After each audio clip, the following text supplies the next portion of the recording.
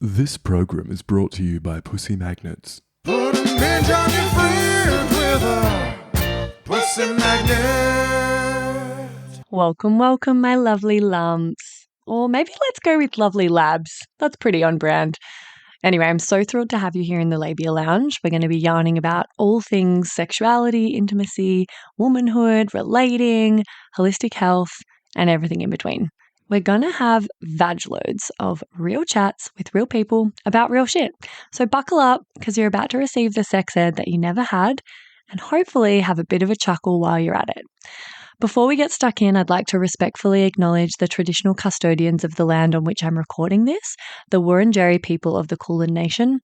It's a massive privilege to be living and creating dope podcast content in Naarm, and I just want to pay my respects to their elders past, present, and emerging. Now, if you're ready, let's flap and do this. Don't panic, you're not broken. Your sex education was a piece of shit. Get your flaps out and pull up the couch. It's the Labia Lounge. Hey gang, just before we jump into this episode, I wanted to offer you an opportunity to access my new mini course for free before I start charging for it in future. It's for people with vulvas and it's quick to complete. It's all about demystifying the female body and pleasure anatomy and getting some basic fundamentals to understand your body better. It's called Pussy Pleasure Secrets, Your Roadmap to Bedroom Bliss. You can grab it on the freebies page of my website or in the show notes. It's a great little free resource to kind of dip your toe in or act as a bit of a taster for my work. So if you've ever been curious about this sort of thing and you just don't know where to start, or you want a really quick, easy, accessible, non-threatening way to get the ball rolling and start working on this stuff, this is a great place to start. Hey, my labial lovers, welcome back to the lounge. Today we're delving into what shapes our sexuality, libido, and access to arousal. And the aim is to give you a nuanced view of all of the many factors that contribute to your development as a sexual being. There can be experiences that happened years and years ago that are still contributing to how you show up in the bedroom, and sometimes even things that are so seemingly small or insignificant that you may not be aware of how they affect you. There are so many things that impact and influence your experience of sex and of your body, and I'm hoping to illuminate some of the common ones and maybe even spark off some light bulb moments for some listeners today. We're also going to talk about how you can take matters into your own hands and set yourself up for success by taking responsibility for your own side of things in the bedroom. So if you happen to be one of the people that thinks it's your partner's job or your partner's responsibility to give you an orgasm, then this is going to be for you. If you think sex is an innate skill and you should just naturally know exactly what you're doing without any work or practice, this is also for you. If you feel a bit defeated or uninspired or hopeless about the kind of unfulfilling sex that you're having, or you feel a little bit despondent about your sex life, this is also for you. So joining us today, I've got an extremely knowledgeable guest, Brooke Bralove, who is a licensed clinical social worker, psychotherapist, and certified sex therapist. Also certified Master of Accelerated Resolution Therapy and a Daring Way trained facilitator. So lots of things in her accolades here. Brooke specializes in treating adults, couples, and groups with anxiety, trauma, and sexual and relationship challenges. Brooke helps women of all ages let go of perfectionism and move toward greater authenticity, joy, pleasure, and connection. Her new passion is accelerated resolution therapy, a brief treatment modality using bilateral eye movements that provides lasting relief and healing to patients with PTSD, trauma, anxiety, and depression. And she's maintained a private practice in Maryland for over 20 years. So we are very fortunate to be picking her brains today. And I'm really keen to hear about ART, this accelerated resolution therapy, because it's sort of splashing onto the scene very recently in Australia, at least. So we'll have a little overview of that. But welcome, Brooke. I'm really excited to chat with you. Thank you, Freya. I'm super happy to be here today. So before we turn to the topic of all of the factors that shape our sexual development and our sexual identity, Why is everyone responsible for their own pleasure, and how and why should we practice this? It's a great question. And I would say this is pretty controversial to say to someone, you are responsible for your own orgasm. But I'm going to say it and I'm going to repeat it and we're going to talk about it. So you alluded to the fact that a lot of people wait around to be pleased, right? To be pleasured. We think, and this is, I do work mostly with heterosexual cis couples, so I may err on the side of talking about, straight couples, but of course this applies to all couples. But you often have a woman who's really magically believes that men are supposed to know how to give a woman an orgasm, which is frankly totally unfair, I think, because you don't know how to give a good blowjob just because, and you don't know how to give a man an orgasm every time. So I think the first thing we need to realize is everybody is different. Everybody's different. And so to think that your partner is supposed to know exactly what to do without any direction is really setting yourself up for a lifetime of disappointment. And unfortunately, this is what I see in long-term relationships. Sometimes people have never, ever said one word to their partner about what feels good or doesn't feel good. And so guess what? Do you think they're satisfied? Do you think they're having wonderful orgasms or any orgasms? Probably not, unless they're truly just giving it to themselves, with solo play or, masturbation in front of their partner. So when I say you're responsible for your own orgasm, what I really mean is you are responsible first for knowing your own body. And that obviously comes with a lot of practice, exploration, masturbation, hopefully some sexual experiences with other people if that's what you choose, because we do learn more based on, if we're with different kinds of lovers or that sort of thing. And so you have to explore yourself because, in therapy, we say, know thyself. And that's the starting point for all sexuality, I believe. Because I really think that everyone's sexuality is theirs and they decide whether they want to share it with anyone or several people, but it's yours and always has been and always will be, because solo sex is a wonderful thing. And so, again, we want to think about practicing learning your own body. The second thing, when I say you're responsible for your own orgasm, of course, is the communication that I think is lacking. It's really telling your partner, here's what I like. And you can do that in the bedroom by giving a lot of positive feedback. You can do it out of the bedroom by telling your partner, hey, there was something you did the other night, and I noticed that was really arousing to me. Or, wow, did you notice how I responded when, you did X, Y, or Z? And communicating very clearly and kindly. It means not talking about what doesn't feel good, but talking about what does feel good. The third thing that I think goes into you're responsible for your own orgasm is literally turning yourself on. Again, a lot of women and some men for sure that I work with, but predominantly women, the only way they're going to have sex is if they are, quote, in the mood. And in the mood happens less and less, certainly as we age and also as we're with the same partner for long periods of time. So I kind of think of in the mood as simply waiting around passively for lightning to strike. And I don't think it's going to happen. And I also don't think it's fair to your partner or to yourself, because what you're saying is, unless I'm in the mood, I'm never doing anything sexual with my partner. And you add kids, you add stress, you add the drama and horrific stuff that's going on in the world. And none of that feels very sexy. So in the mood isn't necessarily coming. So you can't wait around passively for that. You have to get yourself in the mood. It is not your partner's responsibility to turn you on every time. If you have set up a sexual date with your partner, or you've decided to spend some alone time, you need to do things that turn you on. You might listen to erotica on the way home from work during that transition time. You might put on lingerie because it makes you feel sexy.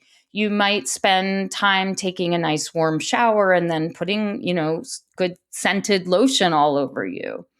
You need to put things in place that allow the transition into that part of your brain. And then you are truly taking responsibility for your own turn on and ultimately, hopefully, your own orgasm. Yeah. Hard agree to all of that. I think it's so important to understand, that it actually does require a bit of prep, a bit of, thought and effort.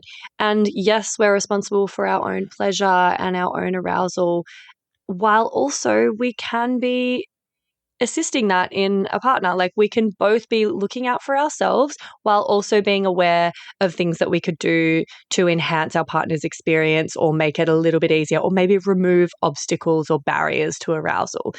So one person in the partnership could be, doing a transition activity for themselves, like listening to erotica or doing some stretching to get into their body, or having a dance, or sort of, prepping themselves. And the other partner could be like doing the dishes and taking a few things off the to-do list to just remove some of the like mental noise and the obstacles to relaxation and arousal for their partner.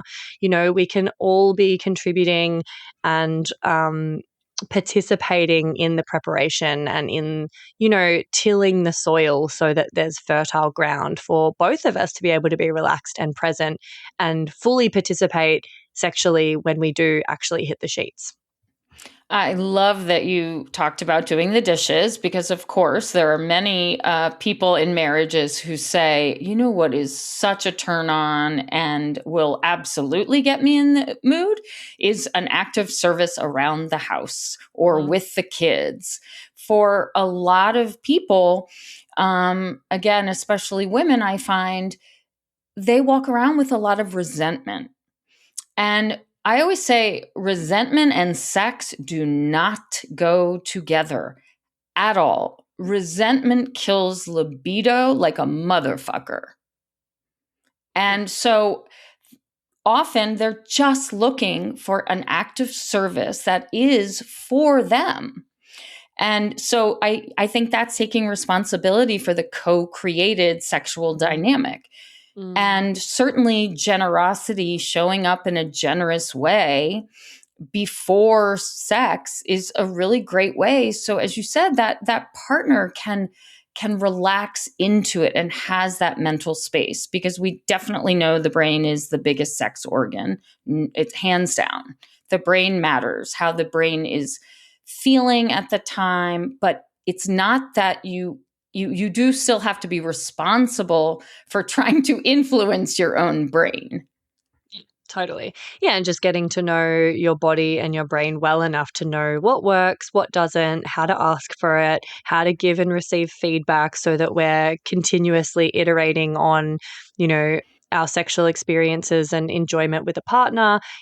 We can't, like, currently what I see so much of the time, which I'm sure is similar for you in your work, is like it's the blind leading the blind, and everyone's expecting the other person to just like know what to do and have what they need and, provide or give or achieve this experience of pleasure and orgasm. But yeah, if we're not actually participating in our own kind of like sexual exploration and understanding of how to master the instrument that is our body, and how to maybe give someone else a tutorial or some direction and guidance in the moment, how are we expecting them to know what the fuck they're doing? And then it's just this really disempowering kind of position that it puts both parties in, where like we're expecting someone else to do the thing and provide a result, but without a whole lot of participation or guidance from us. And that just makes no sense. Like everything is better with communication, with, understanding and sharing those understandings, sharing what we've learnt about ourselves through our own exploration, asking for feedback, asking for guidance. And if we're both actively doing that, then it becomes a co-creation rather than a transactional thing where we're like, cool, now it's my turn. Like, touch me, do it, make me come, Yeah, exactly. And I think what you're talking, first of all, I always love the idea of co-creation because I truly believe every relationship is co-created. And again, taking responsibility for your part. When someone comes in and is blaming the other partner for all the sexual problems, obviously as a therapist, a sex therapist, my job is to say, and how are you showing up? What do you think? How do you dance with your partner in this? And it is a dance. It's a dysfunctional dance, but it's definitely a dance. And so, yeah, I think, it's funny that what I find, it's not that men aren't asking women.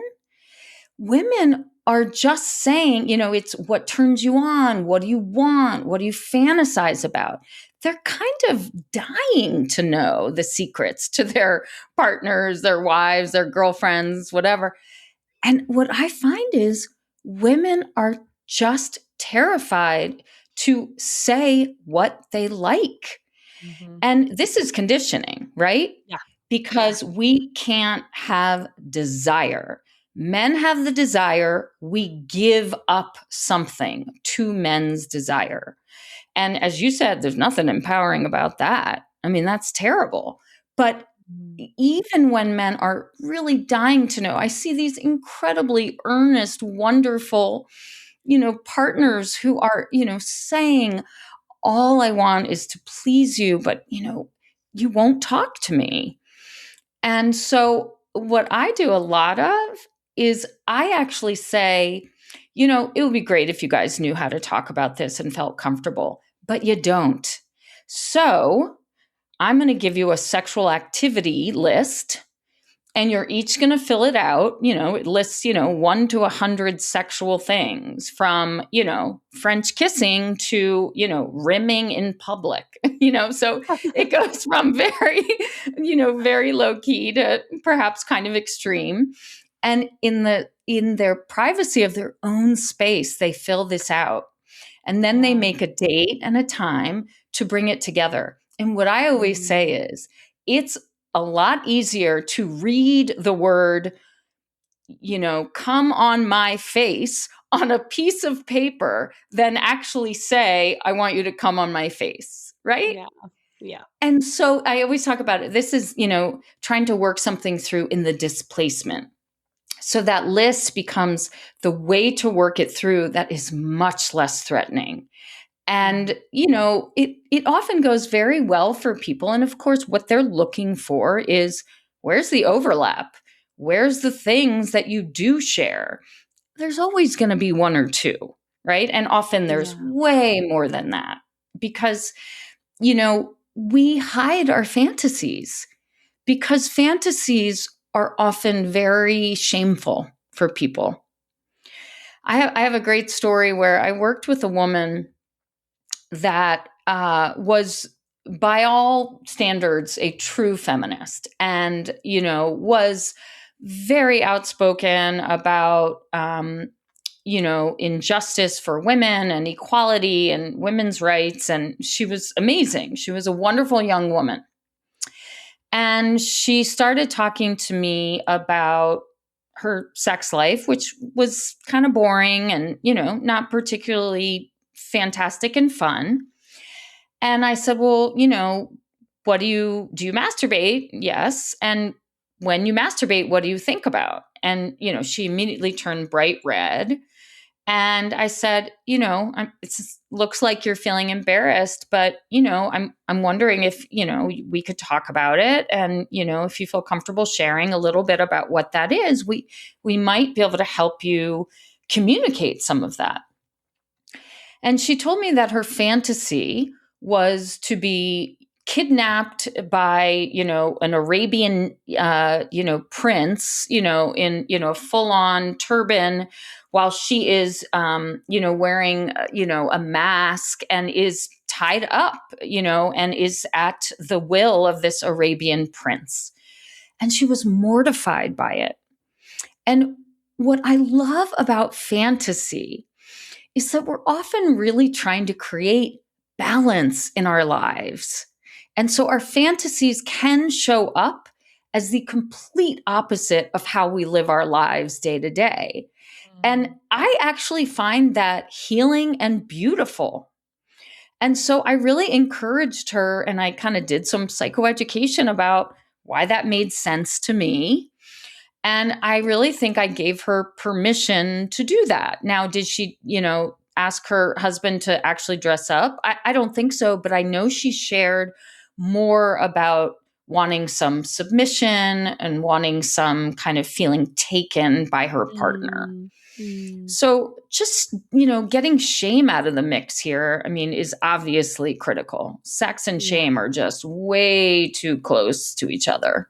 Oh my God. I know. It's so devastating. And exactly what you just described with, there being actually a lot of partners, male partners, because I also probably work predominantly with heterosexual people, that really, really want to know what they can do to like pleasure and please and serve their partner better. And often when I work with women in these dynamics, they're like, he always asks me like what I want or what I need, but I don't know what to say. I don't know what I want for myself. Either there is shame around what they want and they don't know how to ask for it, or they actually just don't even know what they need or like, and they've never experienced it with a partner, so they're not sure like where to start because they don't have a point of reference.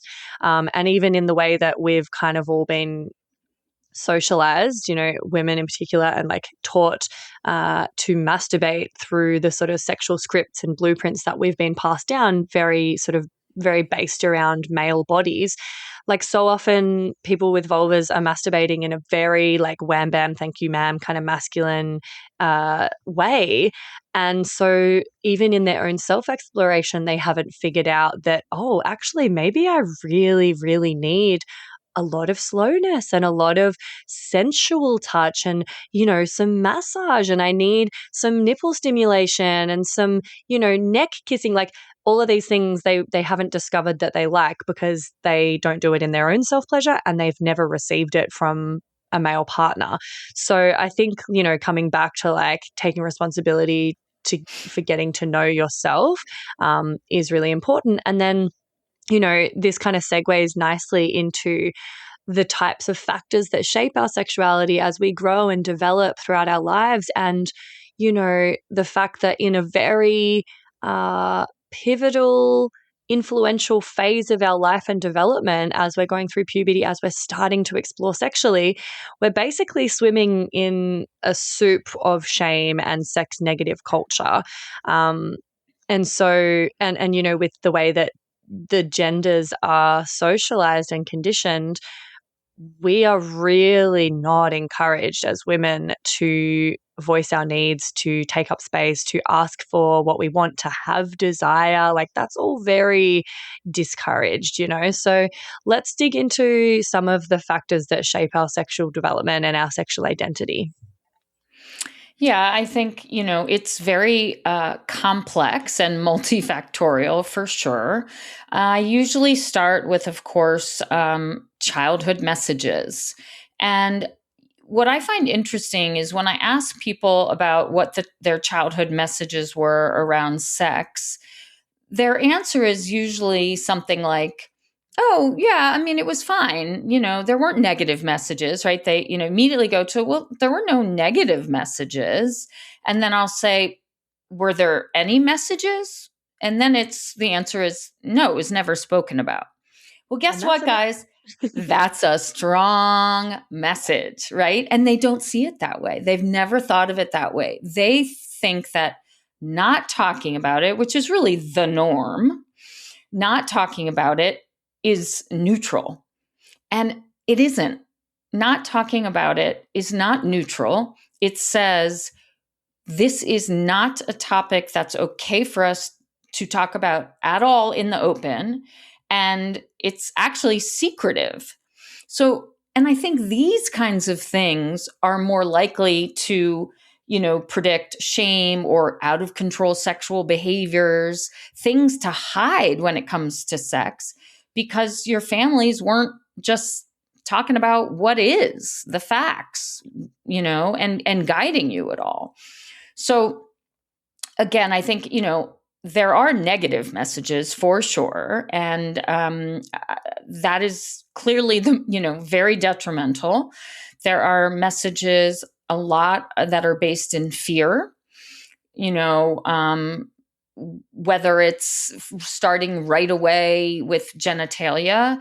I usually don't start a, sexual inventory, or sort of health inventory or history sometimes people start it like, when did you start masturbating? I started way before that. I start with, what is your first memory of your genitals at all? And, usually for most people, it's bath time, right? It's bath time. And it matters what we say to kids when they're playing with their penises in the bath. It matters. It all matters, because even if you don't consciously remember that at 1.5, your mom screamed at you to stop touching your pee-pee or wee-wee, your body knows. Your body holds on to it. And when we talk about accelerated resolution therapy later, I'll explain more about that. Hey, baby babes. Sorry to interrupt. I just had to pop my head into the lounge here and mention another virtual lounge that I'd love you to get around. It's the Labia Lounge Facebook group that I've created for listeners of the potty to mingle in. There you'll find extra bits and bobs like freebies, behind the scenes, or discounts for offerings from guests who have been interviewed on the podcast. There'll also be, hopefully, inspiring, thought-provoking conversations and support from a community of labial legends like yourself. My vision for this is that it becomes a really supportive, educational, and hilarious resource for you to have more access to me and a safe space to ask questions you can't ask anywhere else. So head over to the links in the show notes or look up the Labia Lounge group in Facebook, and I'll see you in there.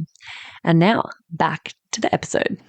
So it matters what your mother says to you about you playing with your penis, because even if you don't consciously remember that she yelled at you for touching it, your body holds on to it. And that's what we're going to actually talk about later when we talk about accelerated resolution therapy, is that the body holds on to things long after, the brain. So we have preverbal memories, but the body stores them. And so that can show up with a lot of sexual problems or shame later on.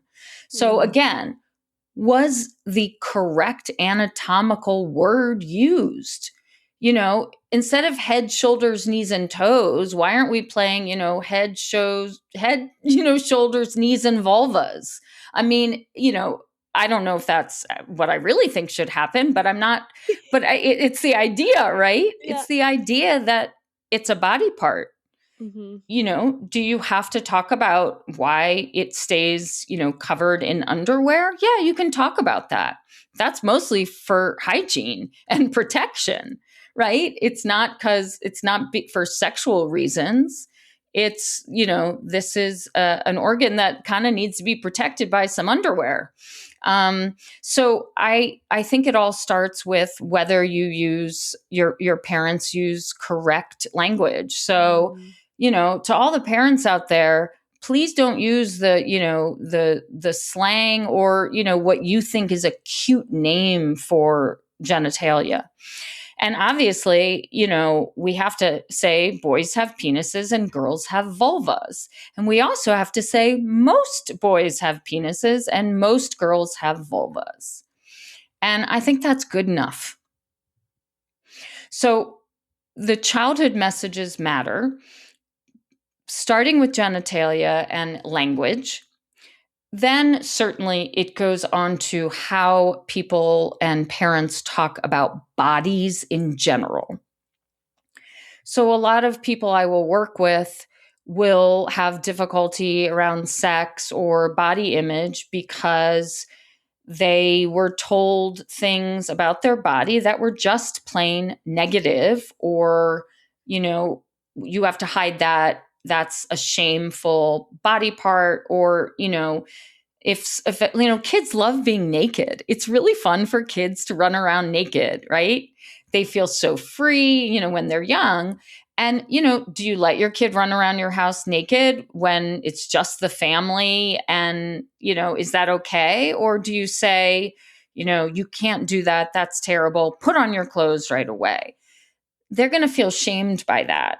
Obviously, you're not letting your kid run around naked outside on the street or at school. So you can teach where and when things are appropriate. But I think to shut that type of freedom down is really just not good for kids. It's just not. So getting them to feel comfortable with everything. And, using words. If you see your son touching his penis and it seems like he's enjoying himself, you can say, how does that feel? And, it's okay. That might feel good. And that's totally fine. And I can understand why you want to play with your penis. And we do that at home. We do that in our rooms, and we don't do it at school, and we, don't do it at church. Those are all appropriate things to say. But when you shame kids, they will remember and they will hold on to it, and it will 100% influence how they feel about themselves and how they engage in sex. And what concerns me the most about that is I really do believe that that's what causes more sexual acting out. It's not the proper education, the proper terms. There's no permission in that. I think it's like setting like a time bomb for more difficulties with sex, and sex that has to be kept secret. And, there's a lot of that going on. There's a lot of secretive behavior for men and women around, online use, porn use, sex workers, all of that. And I think that if you trace it back, they were shamed as young kids often. Not every time, of course, but often there's, that. So that's all about childhood messages. Obviously, you could take it, through the whole journey. What were the messages about masturbation? What were the messages about dating and actual sex and intercourse and kissing and all of that? So that's a huge, all those things are really important. Yeah. The second, and if people are sorry. interested in that, I'll just jump in. I've got 2 episodes about shame-free parenting and how to talk to kids about sex and all of that sort of stuff. So if you want to do a deeper dive, if you're a parent, then yeah, definitely look up those episodes. Carry on though. Other factors? Yeah, and I think that's so great. I actually must say that I have 2 daughters, 20 and 18, and I have a little shame. I was not a sex therapist back then when they were, growing up. It's a more recent part of my career, and there's a lot I feel proud of. But I did kind of ignore the actual talk about sex. We talked about relationships. I did all the stuff around genitalia and body and masturbation. I feel like I nailed, but I really didn't get in quite early enough around sex. And it's a bit of a regret. And I don't want parents to have regret. I want them to feel really good about how they talk to their kids. So I love that you've got a deeper dive on that. Yeah. So the second factor is religion.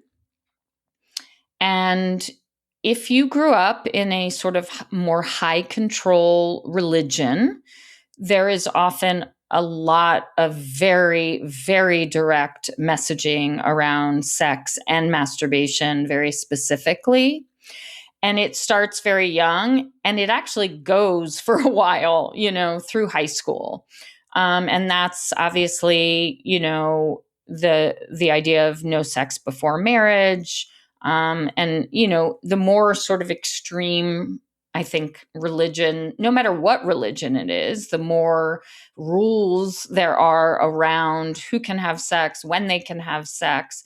I'm Jewish, but, I have a lot of feelings about the Orthodox community and sort of how they do things. Now, it doesn't mean it's all bad. And I think it works for lots and lots of people, but I do think that not being able to touch a partner before marriage, it just feels more sad to me that they don't get to bond in any physical way, because physical touch is co-regulation.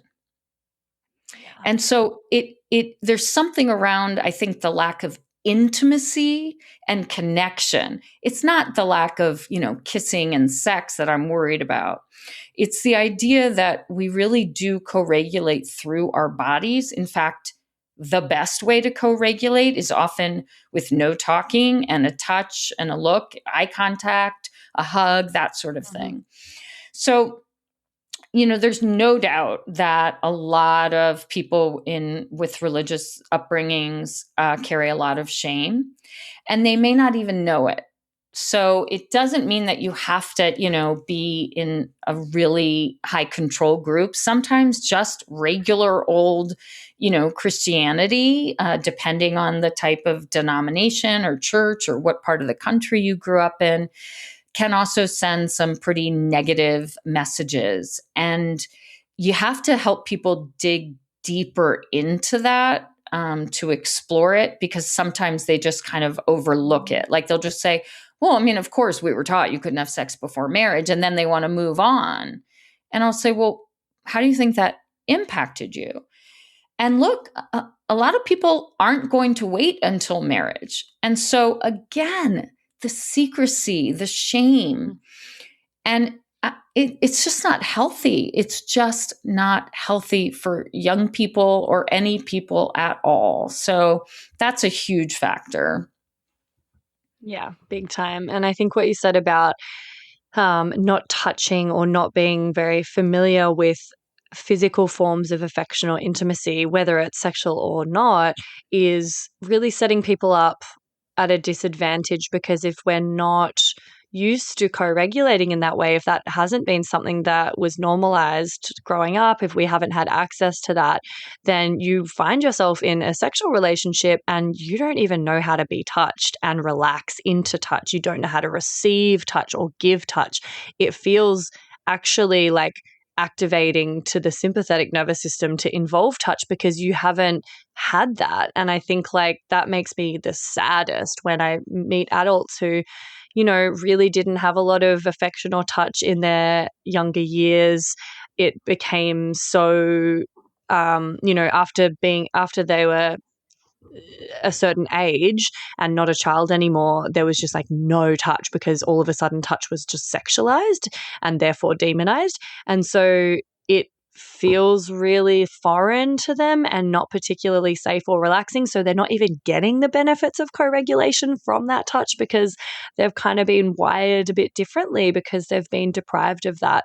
I just really find that heartbreaking, because at least for me, and all of my friendships growing up and my cousins, we used to swap massages, and we were very touchy, affectionate types.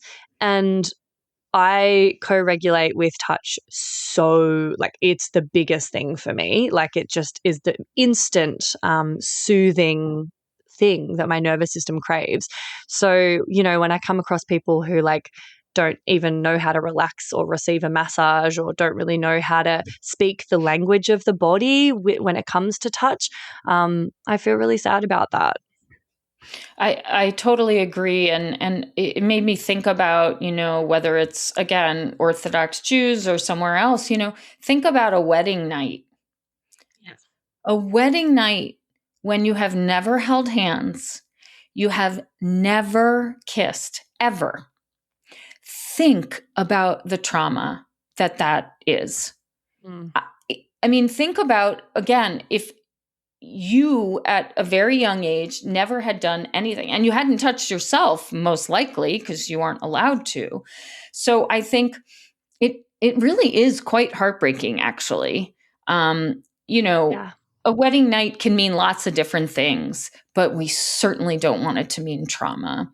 And so, again, it's not that you can't make those choices, and I don't support people who make those choices, but it does make me sad that sex is immediate. No, touch, you're right. Touch is immediately associated with something traumatic because they're Yeah. terrified. I would be too. Yeah. And so what are some I guess like subtle experiences that maybe people wouldn't even be clued onto that are impacting us? Like what comes to mind is, how people experience pap smears, gynecological examinations, maybe just like awkward sort of sexual experiences, emotionally disconnected sexual experiences. Like, how do the more sort of subtle things that we have come to normalize and just expect actually impact our libido and our arousal throughout our lives? Well, I think I think it starts with menstruation. Putting a tampon in can be kind of traumatic also.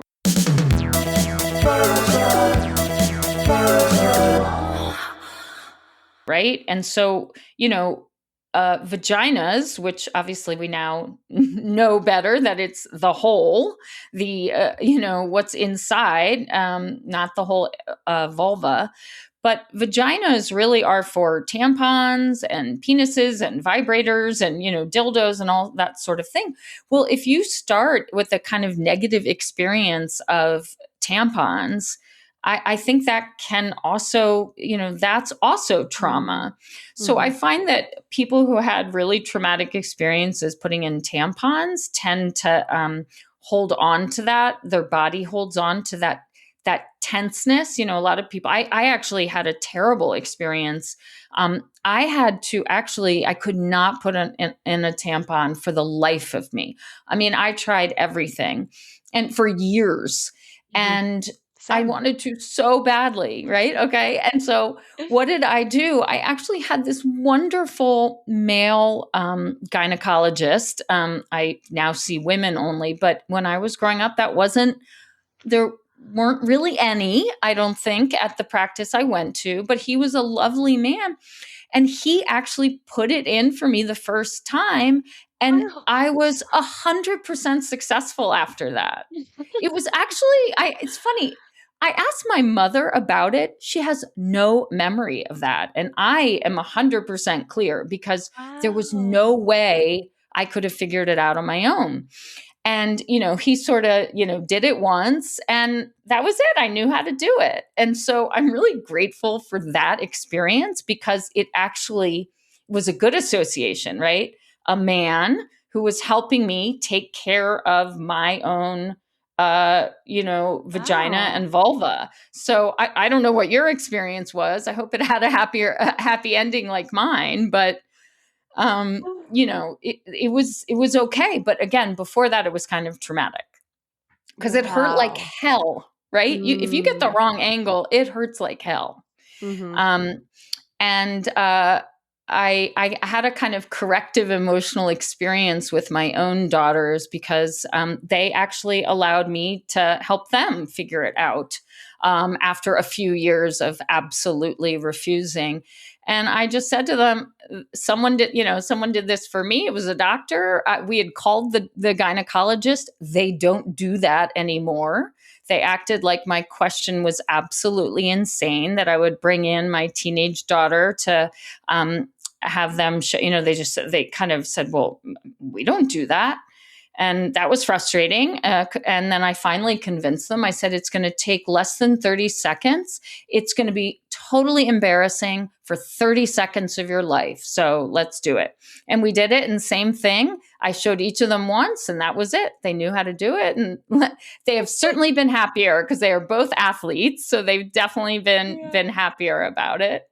So I liked having that kind of, corrective emotional experience with them. So again, tampons, something you would not think about, right? as having anything to do with pleasure and presence, but I think it does. So that's one thing. Body image. Body image in general has so much to do with how people engage in sex with partners. So if you had one negative thing said about you, and that could have been you're too skinny, or you're too fat, or you're too tall, or you're too wide, or whatever it was, or you have ugly feet, it doesn't matter. We remember every single one of those things that gets said, and that stays with us and definitely influences how we feel about our bodies. And because bodies are the sort of vehicle through which we do sex and intimacy mostly, then it shows up, and it can really, I mean, a lot of women struggle with body image and are constantly, worried about, what's my partner thinking? Do I look fat from this angle? And I have to be honest, I'm 51. I'm single again after I'm divorced, 12 years, but I'm single again after an 8-year relationship. And, my body's gone through some things. And even I, have found that there's some stuff that comes up for me because my body is totally different than it was 8 years ago with menopause and things like that. So it's I think we all struggle with it to some extent. I've worked through a lot of it, and I have a way of doing that, which is just to kind of own all the things that are going on in my body to myself ahead of time, and just sort of give myself permission to not worry about those things. And I can feel a lot of pleasure, but I've had to work through it. And our bodies are always changing. So, I think pregnancy can have a huge impact on libido, arousal, both from a biological standpoint and a medical standpoint. But again, it often influences partners' feelings about, the person who was pregnant and our own feelings. Can I be sexy after I'm a mom? Is my partner saw me deliver a baby vaginally. Now, what is he thinking or she thinking that when we now try to be sexual? All of that stuff matters. So many factors contributing. I'm just conscious of time. Is there anything in that realm of factors that are contributing that we want to cap off before we move on? 100% trauma. 100% we have to talk about trauma. So, and here I think you can talk about medical trauma, you can talk about sexual trauma, any kind of trauma that has to do with body and, body parts being violated, coercion, obviously sexual assault, rape, all of it. It is the biggest factor, I think, for a lot of people in determining how they're going to be in sexual relationships, how they're going to feel. And that really matters. And the last thing I want to say is eating disorders also can have a huge role in how people see themselves, and just gender roles in general. Totally. Yeah. Gender roles, how we've all been kind of conditioned, how people talk about, how our parents talk about their own bodies in front of us. There's so many little things that maybe we weren't aware had an impact, but all started shaping our sexual identity long before we even, knew what sex was. I'm wondering, if someone's feeling oh, damn, my sort of sexual reality right now is not where I want it to be, and it's been impacted and influenced by a number of things. Maybe there's religious shame, maybe there's a bit of trauma, maybe there's, negative messaging. Is this set in stone from a certain point, or can we change our sexual blueprint and the things that are influencing our arousal? Can we take matters into our own hands? 100%. I would never, ever feel hopeless about all this stuff, because all of us have, a smorgasbord of stuff, all of us. Now, I mean, I think some people have more severe things that make it more difficult, but absolutely you can work on these things. I do think sex therapy is a wonderful path, especially if you've tried to work on a lot of this yourself or with your partner or with a former partner and it hasn't, you still aren't, happy with where things are. But I think, and if you, can't afford a sex therapist, there are tons of online classes, which I think is so amazing now. So, find a community that is, sex positive, just Google some stuff. What do you want to, you want to feel sexually liberated? You want to love your vulva? Put it in Google and see what's out there. There are all these short courses now that I think are amazing. I really, really am in support of the psychoeducation and, taking responsibility for working through that is totally empowering. If you've got real severe trauma, I would suggest a therapist who is trauma informed and a sex therapist. You have to have both, in my opinion. Yeah. And I've had so many amazing ones, yourself included, on the podcast. So reach out to me. I've also got a mini course. I've got a 3-month online course. Like, I have stuff for this, everybody. So just quickly, let's do the segment Get Pregnant and Die before I get back to my questions. I have so many more things I want to chat with you about. So let's keep this segment short. Do you have a sex ed anecdote for us? Don't have sex, because you will get pregnant and die. Don't have sex in the missionary position. Don't have sex standing up. Just don't do it. Promise? Well, I'm probably one of the very few who had a pretty positive experience. So I went to an extremely well-known school called Sidwell Friends, where the Obamas went and Chelsea Clinton went, and it's a wonderful Quaker school, and Quakers are just darn amazing, and we got a lot of good information. Now, from it, and multiple times, right? So we, had some in 4th grade and we had some in 7th grade and then we had it again in, I think, 10th grade. Wow. So I really don't have a ton of negative anecdotes. What I will say is that I wish I had more education about actual relationships. Mm-hmm. That is completely absent. So I do wish that along with, sex ed, there was sort of romantic education, partnership education. And I would have really, that is what I needed. I really didn't understand a healthy relationship. My parents got divorced when I was 6. And that was a real problem for me. And I don't know that I made really good choices all the time about my relationships because I didn't know what healthy meant. Mm-hmm. Yes.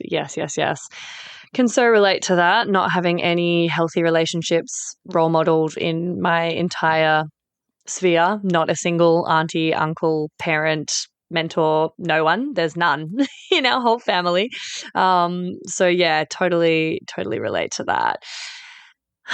There's a question around kink and fetishes that I'm curious about. I have done a specific deep dive into topics of kink in the past. If people are interested in that, there's one called BDSM and the Art of Submission with Erin Kleiner.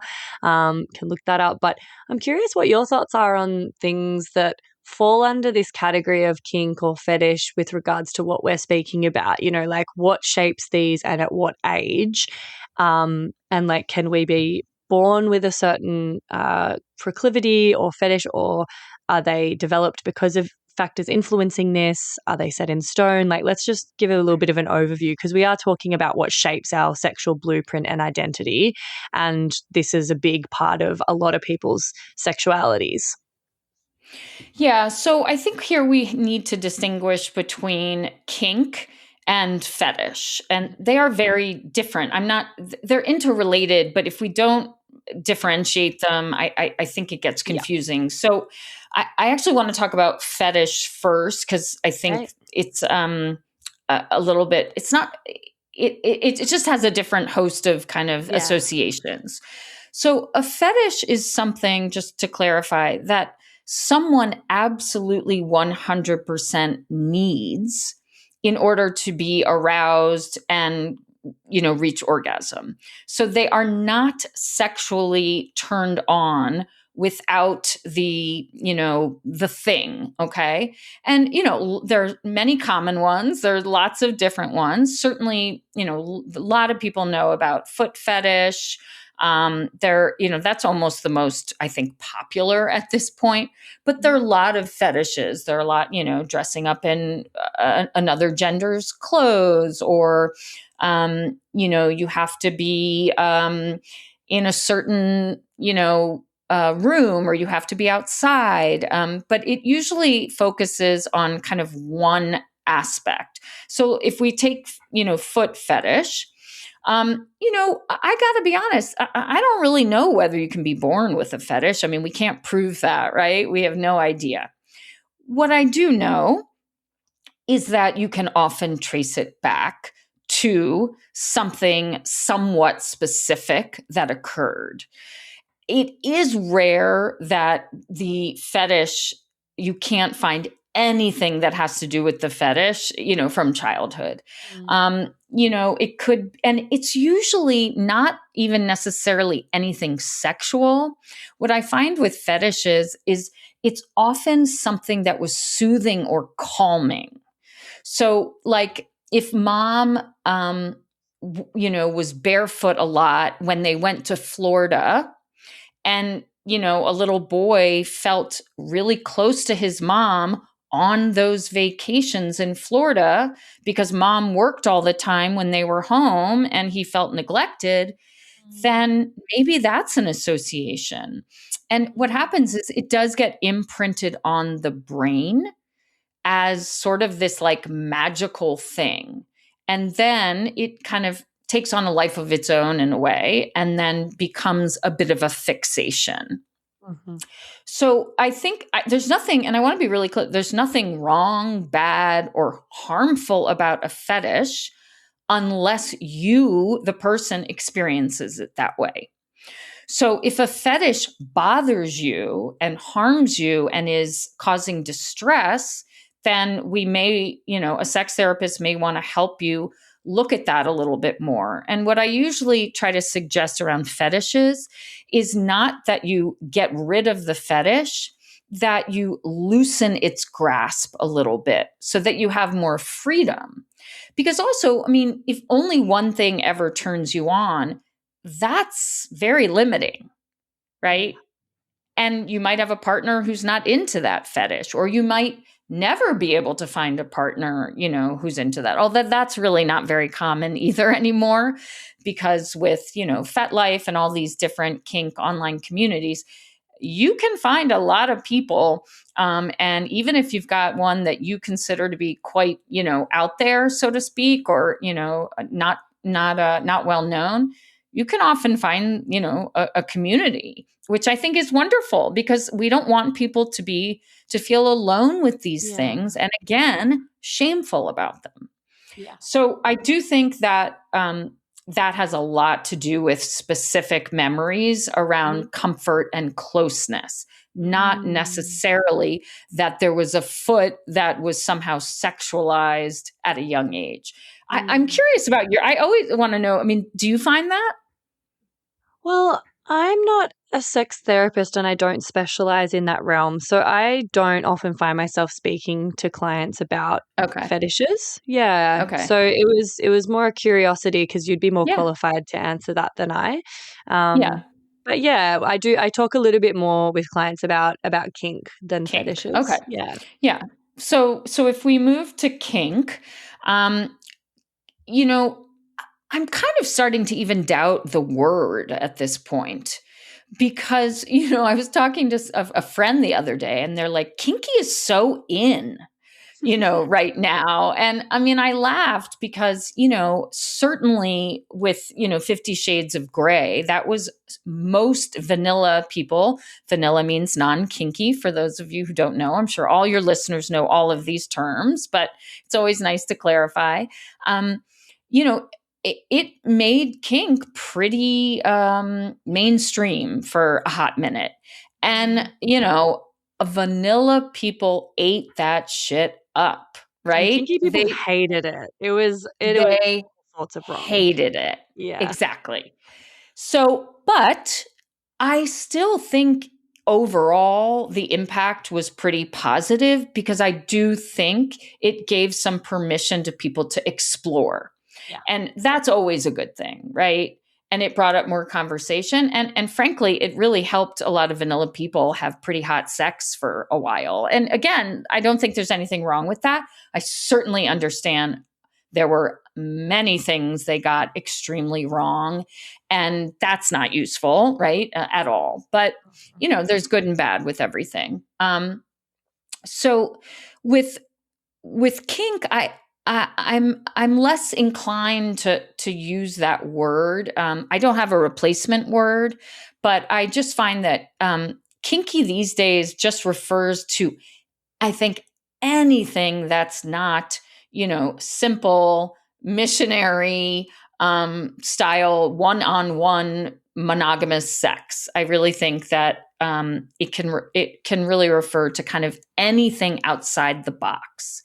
And I think kink is less straightforward because there's so many different kinds of kink. I mean, the BDSM power and control dynamic is a really popular one right now.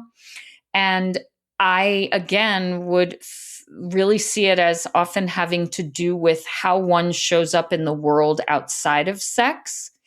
And so, in my experience, there are a lot of rich, white, successful men who are the bosses everywhere. And then you ask them, what they're into, and they're into being submissive with their partners. Again, seeking that balance.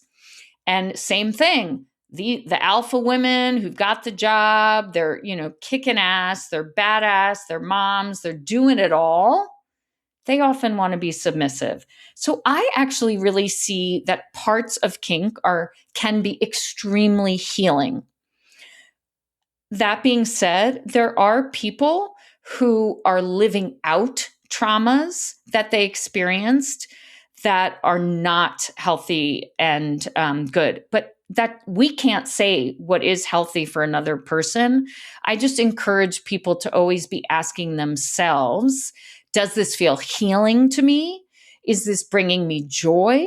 Or is this re-traumatizing? And again, I think only that person knows. And if someone comes to me because they think that the kink they're into is actually harming them, then I'm happy to help with that. But most people don't. Most people they love their kinks, they love their communities, and they find ways of working that out.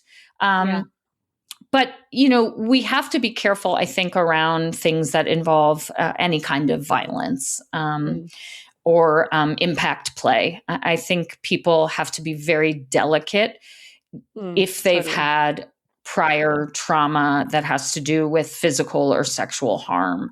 I think you need to tread very lightly and be extremely communicative with partners.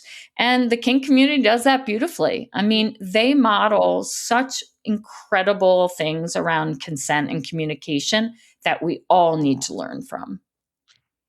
Totally. And the other thing that they do really well, which I think people probably don't understand, is so important, especially in vanilla or heteronormative sex, is building anticipation and tension and not having constant access to sex or to penetration. Or, I think there's a lot that we can learn from kink communities around building erotic desire through anticipation. And I think if people don't really understand this, like going back to what we were talking about with like mastering your instrument and understanding your own body, understanding your arousal and what factors contribute to building that, then we're missing out on like a whole part of the spectrum of what we can experience. So like, let's talk a little bit about the kind of like subtle factors around energetic and emotional, play. It might be like safety and mystery, having both of those things. I know Esther Perel like kind of made that a little bit more like mainstream, that concept. It might be building anticipation. It might be, or what are some things that you kind of educate people on? Because I think that psychoeducation around contributing factors to arousal is so important in helping us expand our sexual horizons and just understand ourselves better and then explore more thoroughly, because we actually have a framework to kind of, explore. That was a lot of words. Yeah. Excuse this quick interruption. I'm shamelessly seeking reviews and 5-star ratings for the potty because, as I'm sure you've noticed by now, it's pretty fab. And the more people who get to hear it, the more people I can help with it. Reviews and ratings actually do make a big difference to this little independent podcaster. And it's really easy to just quickly show your support by taking that simple act of either leaving 5 stars for the show on Spotify, or even better, writing a written review and leaving 5 stars over on Apple Podcasts. Or if you're a real overachiever, you can do them both. That would be mad. If you're writing a review, though, just be sure to use G-rated words, because despite the fact that this is a podcast about sexuality, words like sex can be censored and your review won't make it through the gates. Lame. Anyway, I would personally recommend doing that right now while you remember, just to get on top of it and let me know you're with me on this journey. Thanks, gang. Enjoy the rest of the epi. So the word I want to sort of use for all of this is polarity. And the polarity of holding two opposite things at the same time is very complex.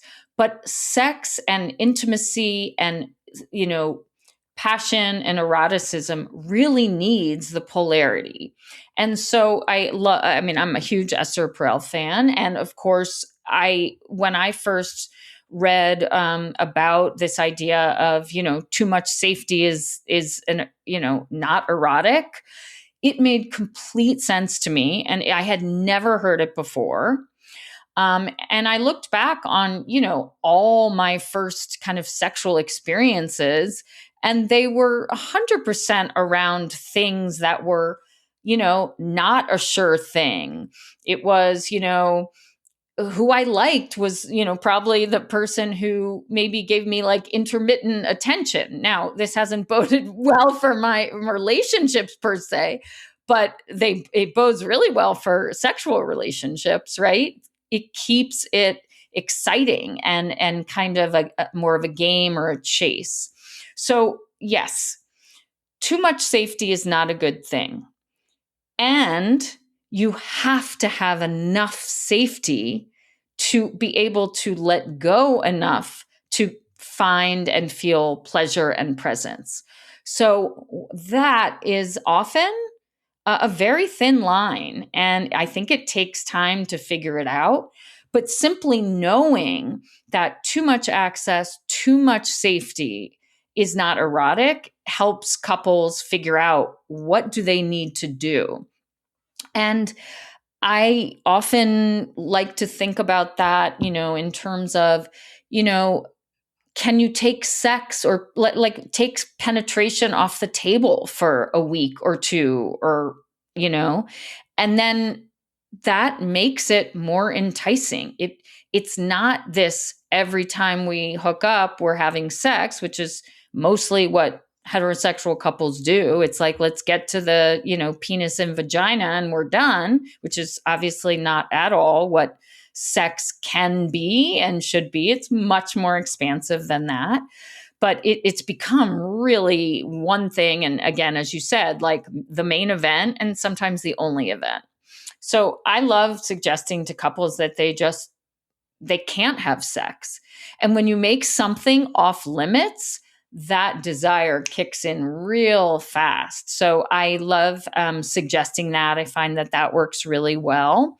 But yeah, I mean, you can't have somebody who's there all the time. And that's why COVID just killed sex lives, because zero separation. If you don't ever miss your partner, you probably don't.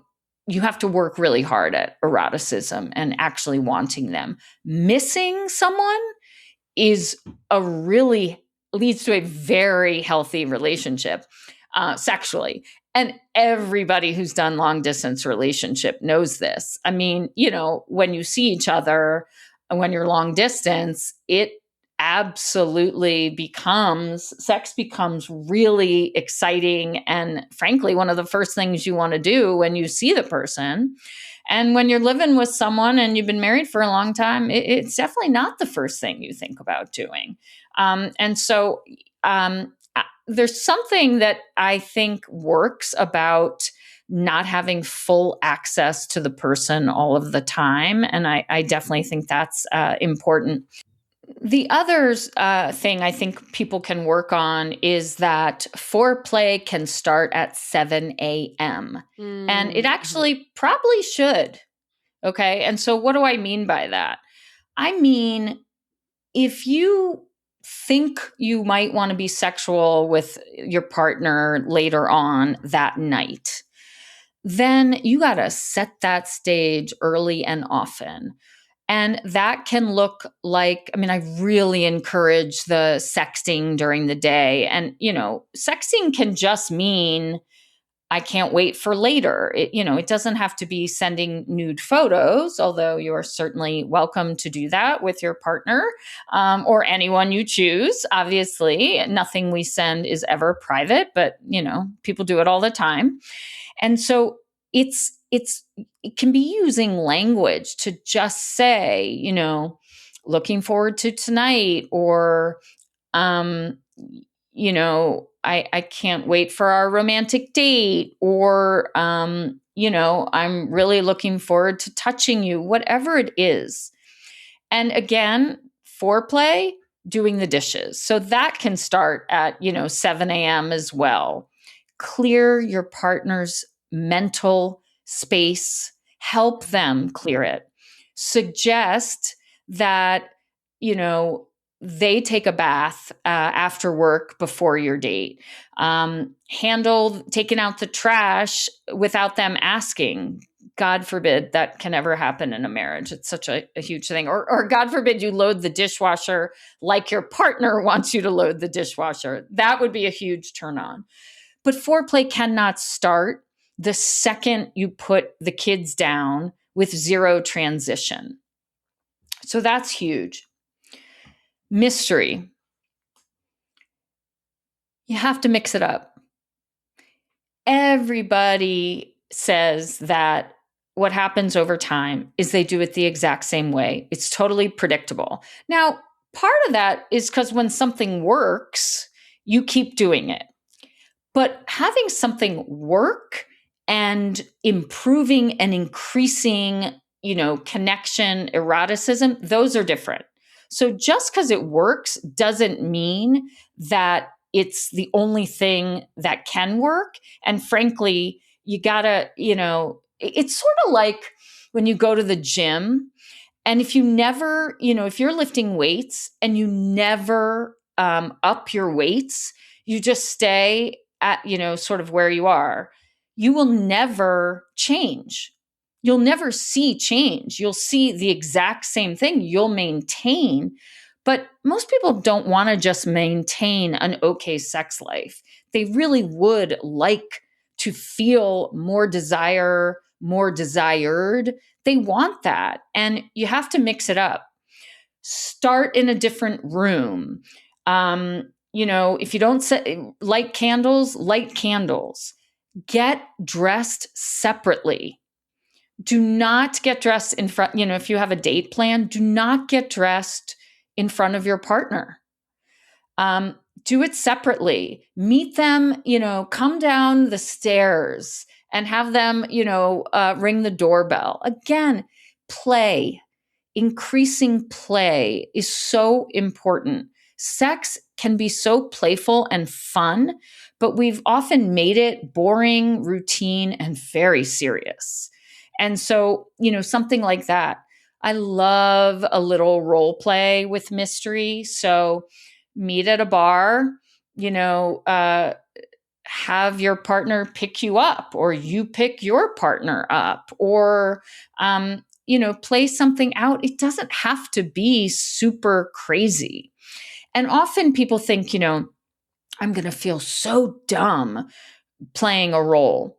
Well, you don't have to, keep it going the whole time, right? You could start off just trying it a little bit and laughing at yourselves. It's okay to feel awkward. Just because you feel awkward the first time trying something new doesn't mean you shouldn't do it. And it really doesn't mean it'll stay awkward. You have to be willing to be uncomfortable. Nothing changes. Nothing changes without discomfort. I'm not saying do anything you don't want to do. I'm saying get outside your comfort zone, feel embarrassed, feel awkward, and grow that muscle, because there are sexual muscles to build, and it's never too late. Never, never, never. And you don't have to think about all these things on your own. Again, Google ways to spice up your sex life. And, you don't have to come up with every idea yourself. Just steal other people's. That's half of what we do these days anyway. But my point is, people say, but I don't know how, Okay, Google it. Go to sex therapy. I'll help you with it. Totally. I am obsessed with what you said about getting uncomfortable and that being a requirement for growth and expansion. Like, I cannot even tell you, the whole reason I'm in this work is because I was so deeply uncomfortable with everything to do with sex, with nudity, with everything in that realm was just like deeply uncomfortable for me. And it felt awkward and clunky and like so cringe for so long, but it didn't always stay that way. And once I pushed past that, I have access to so much that I didn't before. And so I think, like, especially in this like nonchalance epidemic that we're in, and with people just caring so much about what other people think and not wanting to seem, cringe or awkward or dorky, or just not wanting to feel uncomfortable. Like, people are so resistant to feeling uncomfortable. And that is just completely like stymieing our growth. Like, it's preventing us from accessing what there is to explore. And yeah, it's fucking uncomfortable. Yeah, like, absolutely not denying that. But it's so worth pushing past at least a degree of that discomfort. And you can start small. Don't go for like the full, like something that still feels so uncomfortable and unappealing to me is like role play. That feels really edgy for me. I do not like acting. I'd feel inauthentic. It feels weird. I'm in my head. No part of me wants to do that. But I don't need to start there. There's baby steps that you can start to do just to like push your edges out, push your window of tolerance out a little bit. And yeah, there's so many like games for couples now. You could get a whole plan made with AI these days on like different stuff you can try each week. And you can do the normal, safe, comfortable thing that you always do, 50% of the time. And then maybe like once a fortnight, you just sort of say, cool, this is our fortnightly date to try something different. And we're going to roll this sex dice and we're going to do what's on the dice. Or we're going to create get a sex therapist or AI to like create a plan for us that we now follow and, within reason. But yeah, you don't have to come up with these ideas yourself. And sometimes it's easier when they're not your own ideas because it feels less awkward than, like right back to the beginning of this chat, you saying reading out a sexual act from, that yes, no, maybe list, that game. I give that to couples all the time. that feels more accessible and less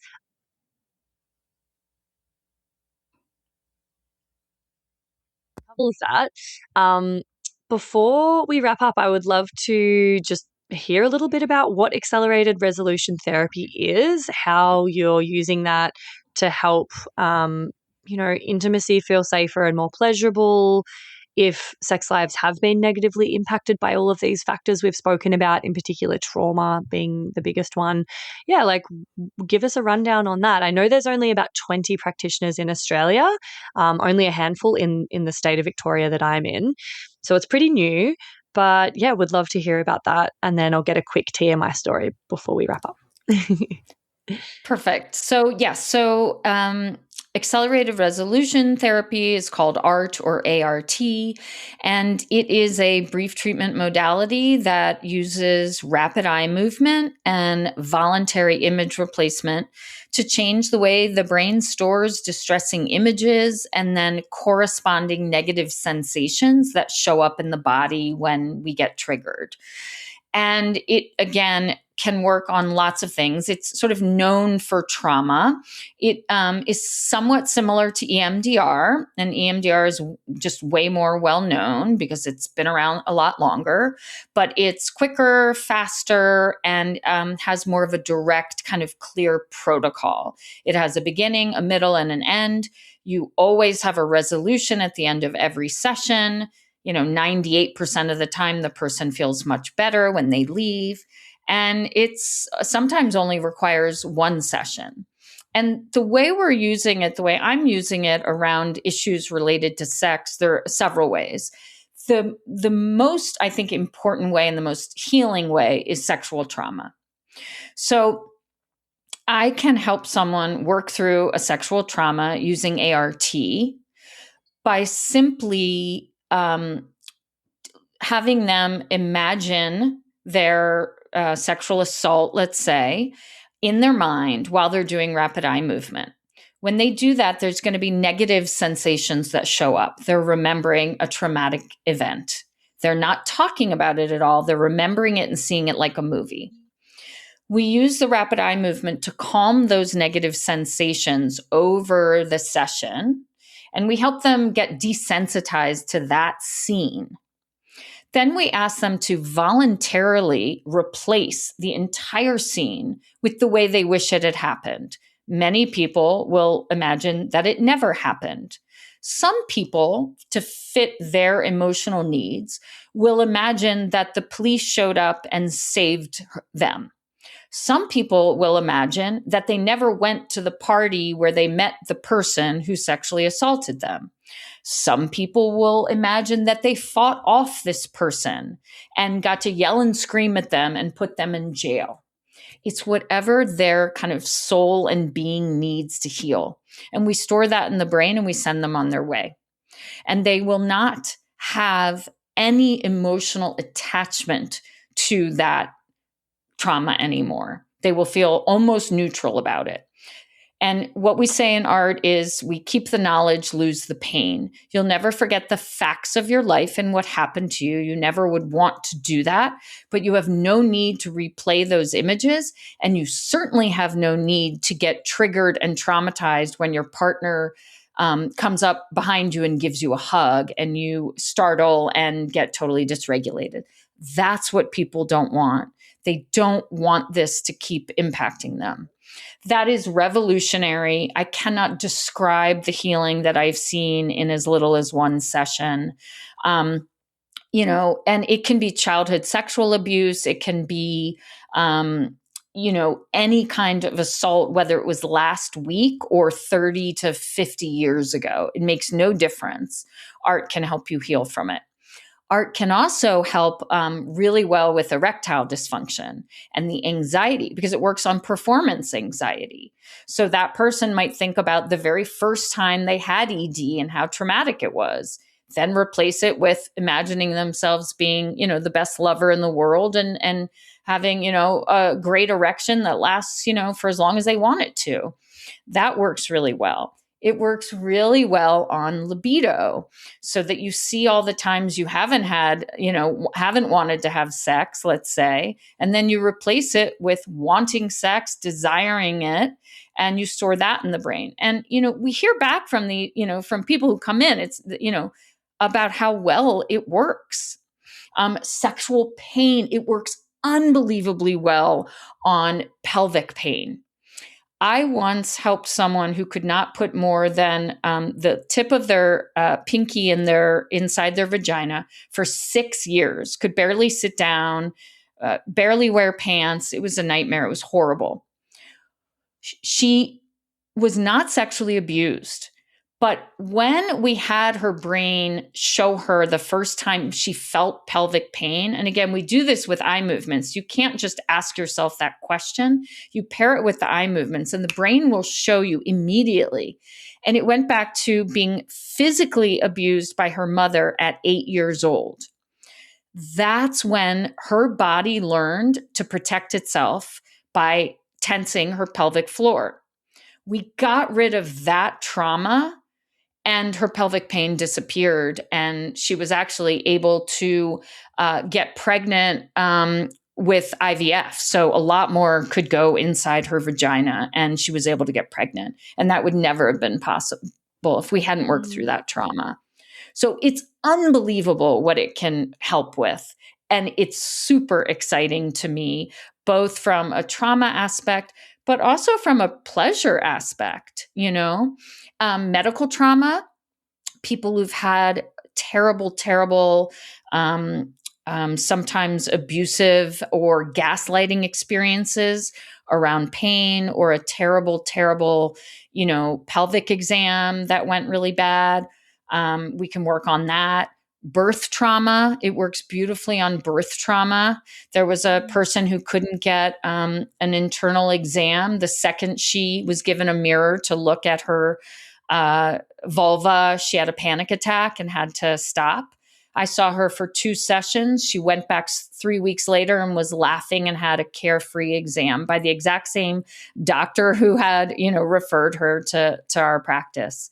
It's just incredible. I mean, art is absolutely science and magic put together.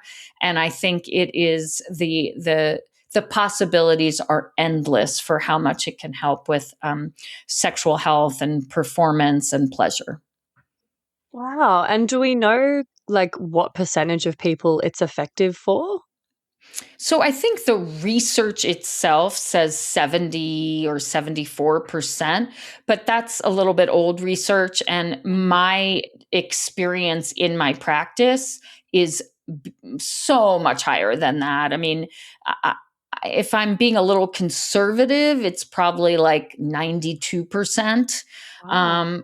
But it works for most people. You just need to be able to move your eyes back and forth, and be able to hold a thought and an image in your mind and be motivated to change. And that's it. Those are the only prerequisites to do art. Wow. Okay. Amazing. I'm definitely going to look into that further. But before we wrap up, do you have a TMI story for us? TMI, we love it. Said TMI, we love it.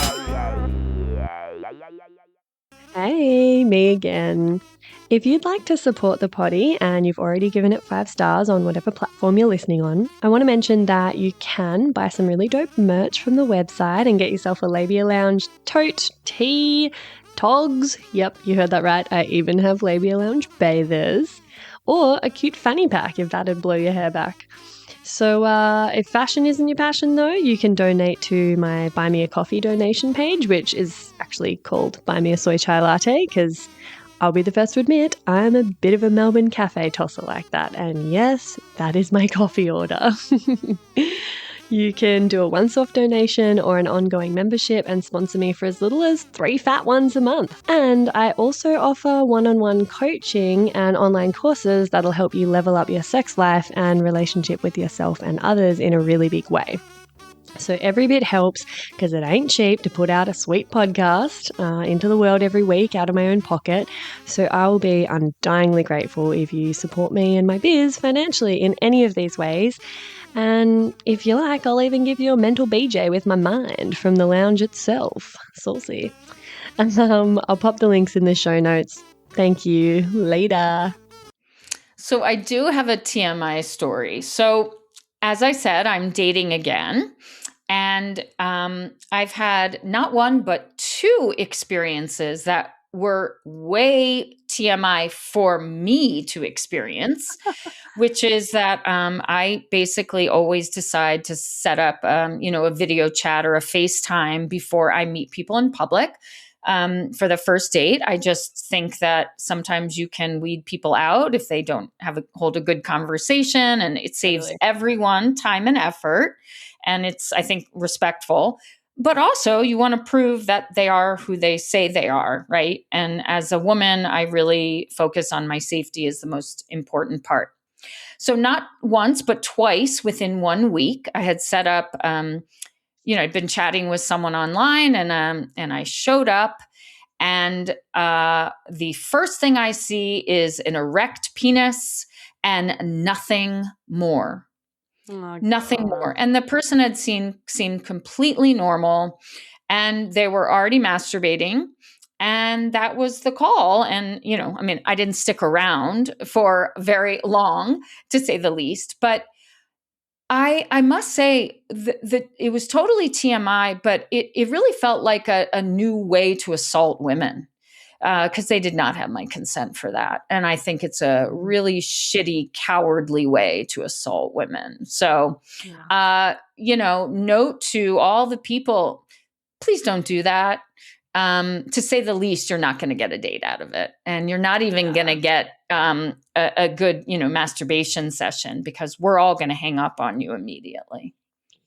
Yeah, I think that they get off on the power that they feel by violating you. And Exactly. People in my field have had to, I've got a friend who's a sex coach, and she offers a free discovery call for any clients, thinking about working with her. And she's just had to stop doing that because that has happened to her so many times. Unfortunately. Well, I'm very sorry that that's your kind of experience dipping your toe back into the world of dating. What a fucking shit show. Thank you so much. I'm conscious of time, so I'll let you go. But this has been such an interesting chat, and I'll put the links to your work in the show notes. It's just been awesome having you on. And yeah, I really appreciate your time and your expertise, Brooke. Thank you so much for having me. It was tons of fun. And that's it, darling hearts. Thanks for stopping by the Labia Lounge. Your bum groove in the couch will be right where you left it, just waiting for you to sink back in for some more double L action next time. If you'd be a dear and subscribe, share this episode, or leave a review on iTunes, then you can pat yourself on the snatch, because that's a downright act of sex-positive feminist activism, and you'd be supporting my vision to educate, empower, demystify, and destigmatize with this here podcast. I'm also always open to feedback, topic ideas that you'd love to hear covered, questions or guest suggestions, so feel free to get in touch via my website or over on Insta. You can also send me in TMI stories to be shared anonymously on the pod. My handle is FreyaGraff_the Labia Lounge, if my account hasn't been deleted for being too sex positive, which, is always a possibility with censorship. But just in case the chronic censorship finally does obliterate my social channels, I'd highly recommend going and joining my mailing list and snagging yourself some fun freebies for the trouble at www.freyagraff.com/freebies. Anyway, later, labial legends. See you next time.